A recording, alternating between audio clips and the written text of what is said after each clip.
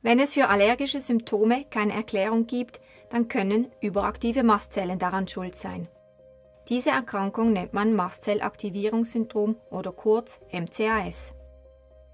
MCAS hat viele Gesichter. Symptome können ähnlich sein wie bei einer Allergie. Asthmatische Beschwerden, chronischer Schnupfen, tränende Augen oder Nesselfieber. Fast immer ist der ganze Magen-Darm-Trakt betroffen. Auch ständiges Kopfweh, extreme Müdigkeit und ein Krankheitsgefühl, das keine klare Ursache hat, können Symptome sein. Viele der Betroffenen haben eine Ärzte-Odyssee hinter sich, bis sie endlich die richtige Hilfe erhalten. Grund hierfür ist, dass diese Krankheit nicht bekannt ist und die Symptome sehr extrem werden können. Die Betroffenen sind sehr erschöpft und werden oft als psychisch krank abgestempelt. Dieser Film soll ein wenig Einblick in die Vielfältigkeit dieser Erkrankung bringen. MCAS ist nicht ansteckend. MCAS ist 24 Stunden am Tag präsent. MCAS kann jeden treffen. Es wird behauptet, dass MCAS mehr verbreitet ist, als bis jetzt vermutet wird. Und da sich kaum ein Arzt mit MCAS auskennt, besteht immer ein Gefühl von Hilflosigkeit. Der ganze Tag kreist um die Ernährung. Eine histaminarme Diät einzuhalten ist wichtig. Aber es ist nicht nur die Ernährung, die wichtig ist, sondern auch die Auslöser von morgens bis abends zu vermeiden. So zum Beispiel thermische Reize, die durch das Wetter hervorgerufen werden, unterschiedliche Düfte, Vibrationen, so zum Beispiel beim Autofahren, wenig Sauerstoff, wie beim Fliegen, Emotionen wie Lachen, Stress und Freude, zu viel Bewegung, wie zum Beispiel zum Busrennen. Schon kleinste körperliche Anstrengungen führen zu Symptomen. Um die Symptome zu unterdrücken, braucht man einen Berg von Medikamenten. Und trotz all der Maßnahmen schafft man es nicht, beschwerdefrei zu sein. Reaktionen müssen nicht sofort auftreten. Sie können zeitverzögert erscheinen, Stunden oder bis zu 2 Tage später. Dies macht es fast unmöglich, den Auslöser zuzuordnen. Die Krankheit erfordert ein permanentes Mitdenken, um Auslöser zu vermeiden. Das kostet unendlich viel Kraft und Zeit, seinen normalen Alltag zu organisieren. Spontanität geht verloren und ein normales Reisen ist unmöglich. Ein Ruhetag muss regelmäßig eingeplant werden. Und es gibt zudem viele Betroffene, die nicht in der Lage sind, einem Berufsleben nachzugehen.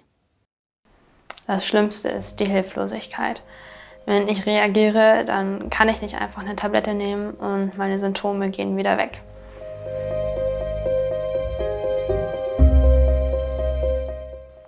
Ja, mir bleibt nichts anderes übrig, als zu warten, bis die Symptome wieder weggehen. Das kann zum Teil schnell gehen, aber es kann auch mehrere Tage dauern. Und jeder kennt das, mit einer Erkältung flach zu liegen und spätestens am 3. Tag ist man richtig, richtig genervt davon. Und dieses Gefühl hat man mit MCAS andauernd. Schwierig war es, so etwa ab 40, wo ich wirklich ganz verrückt viele unterschiedliche Symptome hatte. Medikamente nehme ich ja jeden Tag, das ist nichts Neues. Was ich gemacht habe, ist, ich habe daheim gegessen, weil ich nicht weiss, was mich hier erwartet. Das heisst, ich habe mich daheim verpflegt. Und sehr wahrscheinlich werde ich die Situation haben, dass ich nichts essen können von dem, was hier präsentiert und den anderen zur Verfügung gestellt wird. Manchmal träume ich von Essen und der Appetit, der verfolgt mich dann tagelang. Aber ja, ich darf es einfach nicht. Für mich ist das Organisieren immer eine Herausforderung, dass ich nicht einfach am Morgen aufstehen und zum Haus aus und weiss, ich finde immer irgendwie noch etwas zum Essen oder zum Trinken. Wenn es mir nicht so gut geht, dann bin ich froh, dass ich manchmal Tage habe, wo ich Homeoffice machen kann, wo ich dann halt eben auch über den Mittag mir gerade etwas Richtiges kochen kann, das ich dann auch gerade essen kann.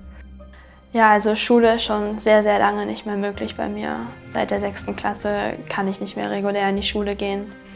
Und ich habe dann angefangen, per Fernschule meine Schulabschlüsse zu machen. Es wird immer schlimmer und ich muss sagen, es macht mir auch große Angst. Wenn ich so zurückblicke, vor 10 Jahren, da war ein Apfelkuchen noch möglich. Dann irgendwann war nur noch der Apfel möglich und jetzt ist nichts von allem mehr möglich. Was isst du jetzt? Wirklich sicher vertragen tue ich nur noch Fleisch, Gurke und Salat.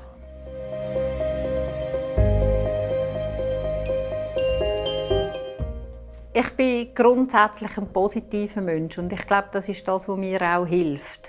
Aber ich habe gemerkt, dass mich am meisten betrifft, wenn die Leute mich nicht ernst nehmen. Das ist etwas, was mir sehr zu schaffen macht, eben als komisch oder anders wahrgenommen zu werden. Das hat mich, glaube ich, in meinem Leben am meisten beeinträchtigt bis jetzt. Es hört einfach nicht auf. MCAS ist immer da.